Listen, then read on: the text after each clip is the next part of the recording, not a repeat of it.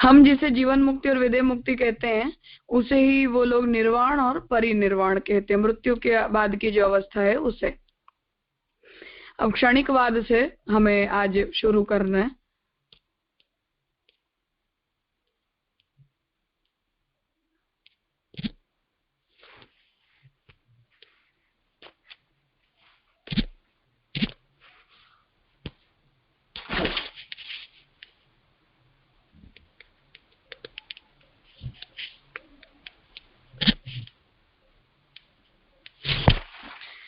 विश्व की प्रत्येक वस्तु समुद्र के जल की तरह चलायमान है। क्षणिकवाद के स्वीकार शाश्वतवाद तथा उच्छेदवाद का मध्य मार्ग है। बुद्ध ने सत्य तथा असत्य के बीच का मार्ग चुनकर प्रत्येक वस्तु की स्थिति को क्षणिक कहा है। अब इसमें जैसे महाप्रभु जी ये कहते हैं कि प्रत्येक पदार्थ शाश्वत है, मतलब क्योंकि ब्रह्म स्वयं जगत के सभी नाम रूपों के रूप में बने हुए हैं, इसलिए जगत के किसी भी पदार्थ को नाशवंत नहीं कहा जा सकता, किसी भी पदार्थ का नाश नहीं होता है। उसके सामने उच्छेदवाद का मतलब ये है कि जैसे शंकराचार्य जी कहते हैं कि नहीं, शाश्वत नहीं है, सब कुछ मिथ्या है, सब कुछ स्वप्न की तरह है। उन दोनों स्टैंड के बीच में बुद्ध ये कहते हैं कि न तो शाश्वत है न तो मिथ्या है, प्रत्येक वस्तु क्षणस्थायी होती है, मतलब एक क्षण के लिए वो वस्तु होती है, फिर उसका वो क्षण जाने के बाद वो वस्तु नहीं रह जाती है। तो सत और असत का मतलब होता है होना और नहीं होना। तो उन दोनों के बीच में उन्होंने प्रत्येक वस्तु की क्षणिक स्थिति बताई है कि हर एक वस्तु की स्थिति एक क्षण के लिए होती है। जिस प्रकार नदी की बूंद एक क्षण के लिए सामने आती है, दूसरे क्षण वह विलीन हो जाती है, उसी प्रकार जगत की सभी जड़ चेतन वस्तु क्षण मात्र ही स्थिति रखती है। मतलब जैसे नदी के अंदर बूंद उठती है और खत्म हो जाती है, वैसे दुनिया की जितनी भी वस्तुएं वो सब एक क्षण के लिए उनकी स्थिति होती है, फिर उनका नाश हो जाता है। क्षणिकवाद के समर्थन में बुद्ध अर्थक क्रिया कार्यत्व का हेतु देते हैं, मतलब ये वहां वो तर्क लॉजिक देते हैं कि क्षणिकवाद वो क्यों मानते हैं। किसी वस्तु की सत्ता को तभी तक माना जा सकता है जब तक उसमें कार्य करने की शक्ति मौजूद हो। जैसे आकाश कुसुम को कार्य प्रकट न करता होने से असत माना जाता है। प्रत्येक वस्तु एक साथ एक ही कार्य को प्रकट कर सकती है, बहुत से कार्य नहीं। यदि बहुत से कार्य प्रकट करती हो तो उसका अर्थ है कि वस्तु सत्ता बदल गई है, क्योंकि दूसरी वस्तु के निर्वाण के साथ ही पहली वस्तु का अस्तित्व समाप्त हो जाता है। बीज क्षणिक है, क्योंकि यदि नित्य होता तो वृक्ष उत्पन्न करने का कार्य निरंतर चलता ही रहता। अतः सभी पदार्थों का अस्तित्व क्षण मात्र ही होता है। मतलब बुद्ध यहाँ ये कहते हैं कि किसी भी वस्तु के अंदर एक ही कार्य करने की सामर्थ्य एक समय में होती है। मतलब कि जब हम कोई एक कैरेक्टर, जैसे टेबल है, तो वो टेबल सिर्फ टेबल होने का ही कैरेक्टर प्रकट करता है, वो कुर्सी होने का कैरेक्टर प्रकट नहीं करता है। और वो अपने आप में उसका जो कार्य है वो बाउंड्री के अंदर ही उसका यूसेज होता है, उससे बाहर वो वस्तुओं का और कोई यूज नहीं हो सकता है। तो वहां ये बात बताई जा रही है कि बुद्ध ये कह रहे हैं कि अगर कोई वस्तु अपना एक ही कैरेक्टर प्रकट कर सकती है और दूसरा कैरेक्टर प्रकट नहीं कर सकती है, तो उसका मतलब ये है कि वो वस्तु अभिस्थित है। और जब ही वो वस्तु अपना कैरेक्टर बदल देती है, तब वो कैरेक्टर बदलने के साथ ही वो वस्तु भी नहीं हो जाती है, उसे पुरानी वस्तु के साथ कंटिन्यू नहीं करना चाहिए। मतलब जैसे कुर्सी है, वो कुर्सी जब तक उसके अंदर कुर्सीपन रहता है तब तक वो बैठने का कार्य करती है। तो वो बैठने का जब कार्य करती है तब वो वस्तु के अंदर वो कैरेक्टर रहता है, और जैसे ही उस वस्तु के अंदर कोई नया कैरेक्टर होता है तो तुरंत ही वो वस्तु जो है वो अपना कैरेक्टर बदल देती है। तब कैरेक्टर बदलने के साथ वो वस्तु भी नई हो जाती है। वो बात बुद्ध बता रहे हैं। जैसे मैंने पहले खीर का उदाहरण दिया था कि जब हम चावल को पकाने के लिए रखते हैं, तो चावल को जब हम रखते हैं तब वो सूखा दाना जो होता है वो जब बफ जाता है तो वो बफा हुआ दाना कोई और कार्य प्रकट कर रहा है, और जो कच्चा दाना था वो कोई और कार्य प्रकट कर रहा था। तो जब वो कार्य पहले वो कच्चे दाने में जो प्रकट हो रहा था वो कार्य अब पके हुए चावल के दाने से हम नहीं कर सकते हैं। तो अगर कैरेक्टर बदल गया है उसका मतलब कि वस्तु भी बदल गई है। तो वस्तु बदल गई है, उसका मतलब यहाँ बुद्ध ये कहते हैं कि इसलिए दुनिया के सभी वस्तु क्षणस्थायी होती है। एक क्षण के लिए उनकी स्थिति होती है, नेक्स्ट क्षण वो नई वस्तु पैदा हो जाती है। हमें ऐसा लगता है कि वो ही वस्तु कंटिन्यू हो रही है कि जो वस्तु हमने पहले देखी थी। तो वो कार्य को बदल जाने से बुद्ध ये कहते हैं कि वो उसमें जब नया कैरेक्टर आया उसका मतलब कि वो नई वस्तु है।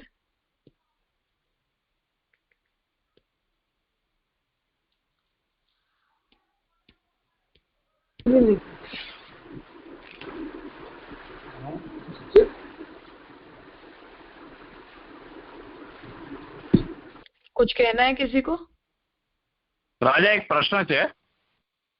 हाँ राजा, वो जो आपने एक सेंटेंस पढ़ा ना आर्ग्यूमेंट के तौर पे कि अगर वो वस्तु सत होती तो प्रकट होने का कार्य निरंतर ही चलता रहता, तो उसके अपोज में हम क्या आर्ग्यूमेंट देते हैं? वो तो थोड़ा लॉजिकल साउंड कर रहा है ना कि वो कार्य निरंतर ही चलता रहता।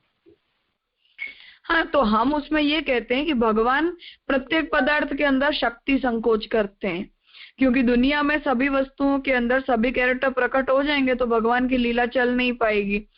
इसलिए शक्ति संकोच करके और हर एक वस्तु के कैरेक्टर्स को भगवान मर्यादित बना देते हैं आविर्भाव और तिरोभाव से।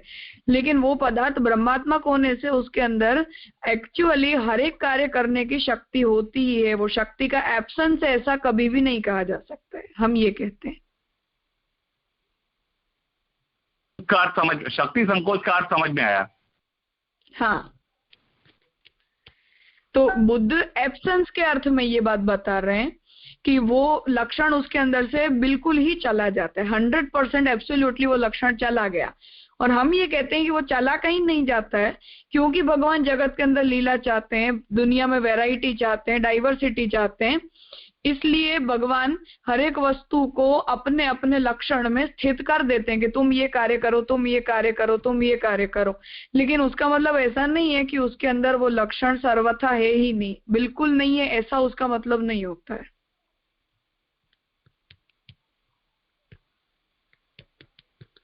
जी राजा, जी राजा। क्योंकि हम जब हर एक पदार्थ नाम रूप कर्म को ब्रह्मात्मक बता रहे हैं, तो ब्रह्मात्मकता जब तक है तब तक वो कोई भी पदार्थ के अंदर किसी भी वस्तु का एब्सेंस तो पॉसिबल ही नहीं है ना। तो ब्रह्मात्मक पदार्थ के अंदर हर एक वस्तु होती है, बस लीला अर्थ भगवान उसके अंदर शक्ति संकोच करते हैं। जैसे मूवी के अंदर हम किसी व्यक्ति को कोई रोल प्ले करने के लिए दें, तो कोई अच्छा भी व्यक्ति भी अगर विलन का रोल प्ले कर रहा है तो वो अपने अंदर के रहे हुए सभी अच्छे कैरेक्टरिस्टिक्स को वो रोल प्ले करते टाइम छुपा देता है और बुरे कैरेक्टरिस्टिक्स जो हैं उन्हें बाहर प्रकट कर देता है। तो उसका मतलब ये नहीं है कि वो रोल प्ले कर रहा है इंसान विलन के रूप में तो वो इंसान ही बुरा हो गया, ऐसा उसका मतलब नहीं होता है। हाँ, मतलब राजा, मतलब जो चमत्कार की बातें हम सुनते हैं तो वही आविर्भाव ही हो गया ना एक तरीके से। हाँ, पर वो आविर्भाव क्योंकि भगवान की इच्छा से ही हो सकता है, इसलिए हमें वो कॉमन नहीं लगती है बात कि ऐसे हमें हमारी मर्जी से कोई भी वस्तु में वो आविर्भाव नहीं हो सकता है, इसलिए हमें वो चमत्कार लगता है। पर प्रभु की इच्छा से तो हर एक वस्तु में वो आविर्भाव हो सकता है। जी राजा।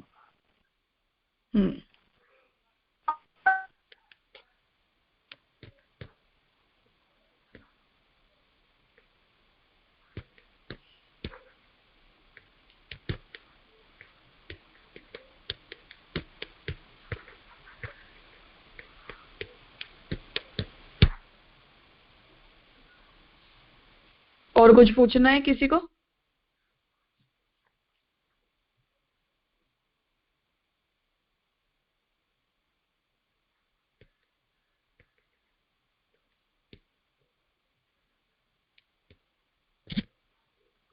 ठीक है, दूसरा है तत्व। बौद्धों ने 5 आंतरिक स्कंध तथा 4 बाह्य परमाणुओं को तत्व माना है। शून्यवादी बौद्ध केवल शून्य। हाँ सॉरी, एक ये बात समझनी थी कि जगत संबंधी बुद्ध प्रतीत्य समुत्पादवाद या तो फिर संघातवाद दोनों कह रहे, और जागतिक पदार्थ उसके लिए क्षणिकवाद कर रहे। तो माने जगत की जो भी एक एक वस्तु या पदार्थ है वो क्षणिक है, फिर तो फिर जगत और जागतिक पदार्थ में वो क्या डिफरेंस कर दे? क्योंकि सारा जगत जागतिक पदार्थ से बना हुआ है। डिफरेंस कुछ नहीं करते हैं। क्षणिकवाद और प्रतीति समुत्पादवाद और संघातवाद, ये तीनों एक दूसरे के साथ जुड़े हुए हैं। क्योंकि हर एक पदार्थ क्षणिक होता है, इसलिए कार्य कारण की प्रतीति जो है हमारे मन में उठी हुई है, पदार्थों के बीच में वो रिलेशन नहीं होता है। क्षणिक होने की वजह से संघात है और संघात होने की वजह से शून्य है, ऐसा मतलब है। वो स्टेप बाय स्टेप, एक एक स्टेप आगे आते हैं वो तत्व को लेकर। हाँ राजा, समझ गए। हाँ,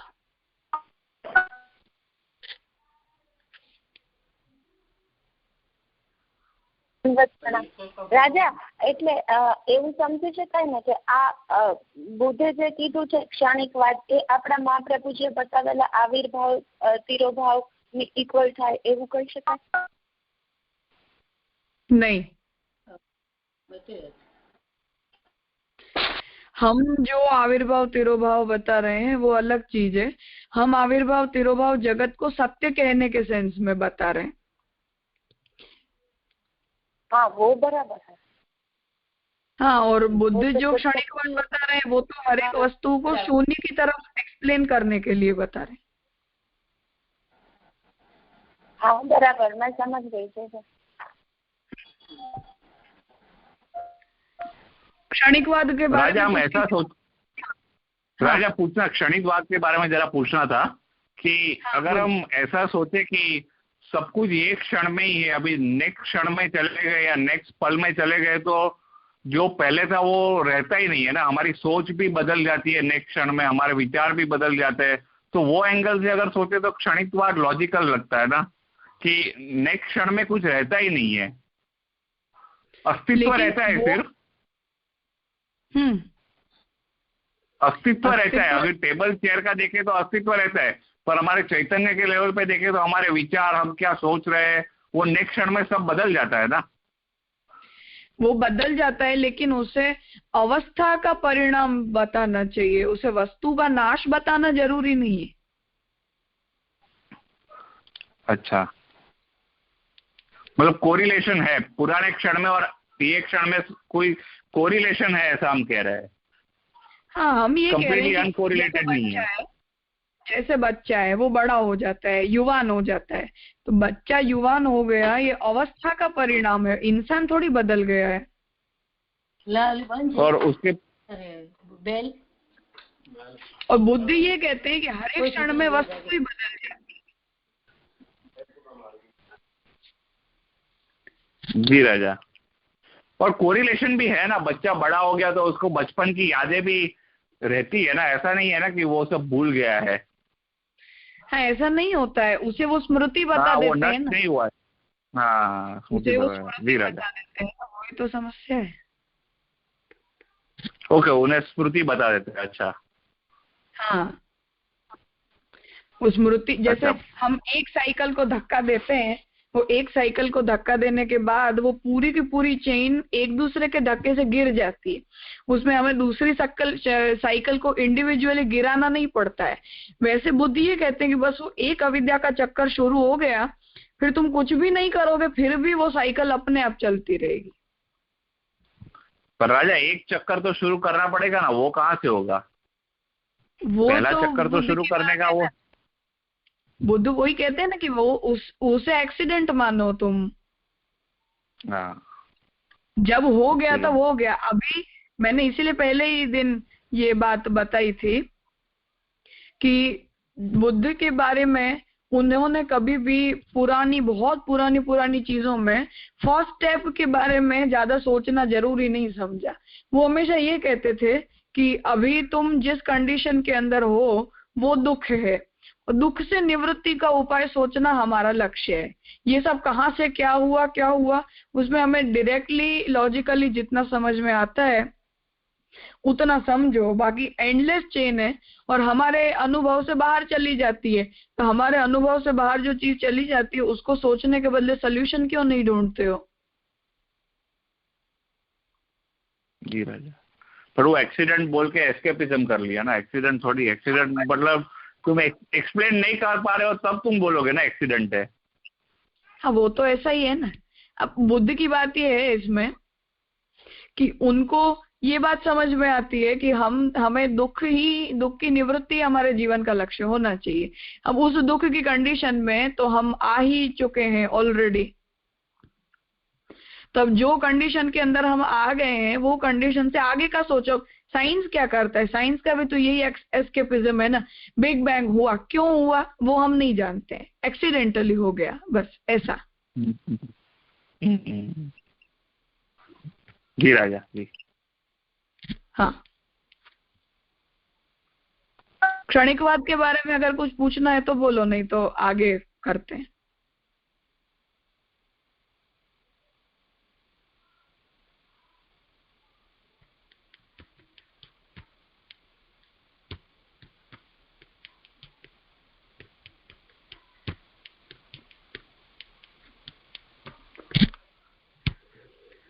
ठीक है। बौद्धों ने 5 आंतरिक स्कंध तथा 4 बाह्य परमाणुओं को तत्व माना है। शून्यवादी बौद्ध केवल शून्य को तत्व मानते हैं। योगाचार वाले केवल विज्ञान स्कंध को तत्व मानते हैं। इसके अलावा बुद्ध के मत में कार्य तथा कारण की चिंता करने से कार्य तथा कारणों की श्रृंखला शुरू हो जाती है तथा उस श्रृंखला को जान लेने से दुख की निवृत्ति संभव नहीं होने से इन चर्चाओं को छोड़कर निरोध मार्ग पर प्रवृत्ति करनी चाहिए।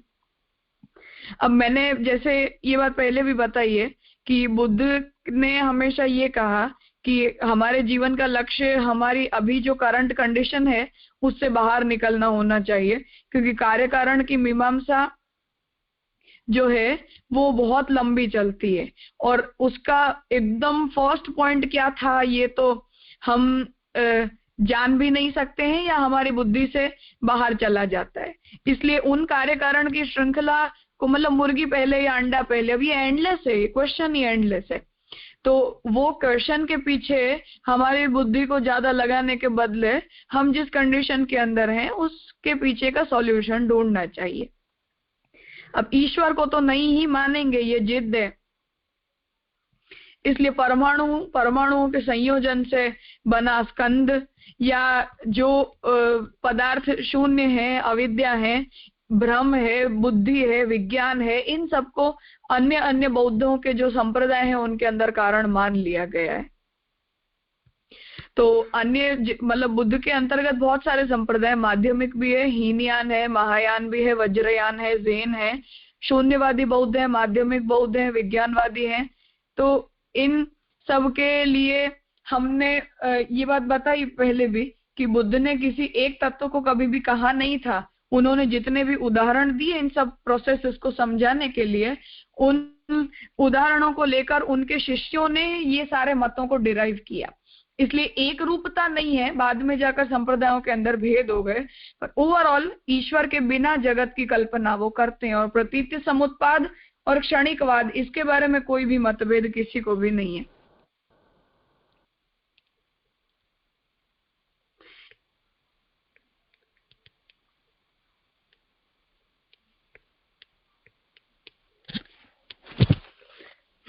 प्रतीत्य समुत्पाद संघातवाद। कार्य तथा कारण को एक दूसरे से संबद्ध किया ही नहीं जा सकता। कार्य कार्य है ही नहीं तथा कारण भी अपने आप में कारण है ही नहीं। अनेक पदार्थ मिलकर किसी कार्य को प्रकट करते हैं तथा अनेक कारण अनेक वस्तुओं को प्रकट करते होने से उन्हें कार्य तथा कारण के संबंध में जोड़ना ही भ्रांति है। जैसे कैलिडोस्कोप में अनेक कांच के टुकड़े मिलकर एक डिजाइन बनाते हैं, किंतु उन कांच के टुकड़ों को उस डिजाइन का कारण नहीं कहा जा सकता, क्योंकि संयोगवश वो डिजाइन बनी है एक दूसरे। हाँ, तो यहाँ बुद्ध ये कहना चाहते हैं कि हम बिना बात ही इन चीजों के बारे में कल्पना कर लेते हैं कि ये पदार्थ इस वस्तु से बना हुआ है। तो वो कल्पना हमारी जो है, वो कल्पना में हम किसी एक पदार्थ को कारण कह देते हैं, दूसरे पदार्थ को हम उसका प्रोडक्ट कह देते हैं। लेकिन कैलिडोस्कोप में हमने जो कांच के टुकड़े डाले हैं, उन कांच के टुकड़ों को अगर हम जाके पूछें कि क्या तुम ये डिजाइन के रूप में बनना चाहते थे, क्या तुम्हें पता था कि हमें इस तरीके से एंटी रिफ्लेक्ट होकर ये डिजाइन के रूप में बनना है। कांच के टुकड़े वो नहीं जानते हैं, वो रखे थे और उनकी डिजाइन हमने देख ली, या वो एक कांच के रिफ्लेक्शन की वजह से वो डिजाइन एक दूसरे के अंदर बन गई। तो वो बन जाना एक एक्सीडेंट है, हमने उसमें ये कल्पना कर ली कि ये कांच के टुकड़े इस डिजाइन के रूप में बन गए। बाकी डिजाइन एक अलग चीज है और कांच के टुकड़े का अलग चीज है, वो एक्सीडेंटली एक दूसरे के सामने आने की वजह से जुड़ गए हैं। तो बुद्ध इस बात को कहते हैं कि प्रतीति समुत्पाद का मतलब कि हमारी प्रतीति में हमने किसी वस्तु को उत्पन्न कर लिया है, एक्चुअली वो वस्तु उस पदार्थ से उत्पन्न नहीं हुई है। हर एक वस्तु अपने आप में इंडिपेंडेंट होती है, क्योंकि इंडिपेंडेंट होती है इसीलिए वो क्षणिकवाद है।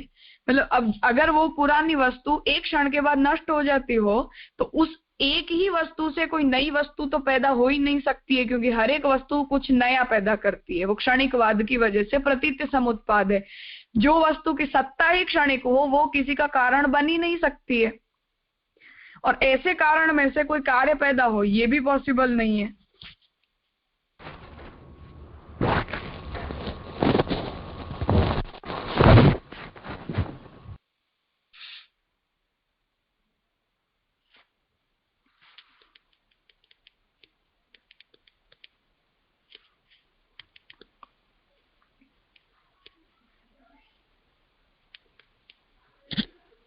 हेलो।